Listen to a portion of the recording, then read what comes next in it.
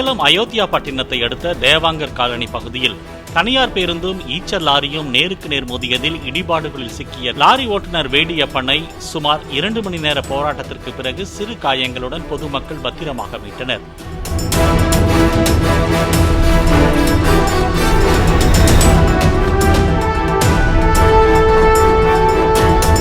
அரூரிலிருந்து சேலம் நோக்கி அதிவேகமாக சென்ற பேருந்து முன்னால் சென்ற காரை முந்த முயன்ற போது எதிரே வந்த ஈச்சர் லாரி மீது மோதியதாக கூறப்படுகிறது.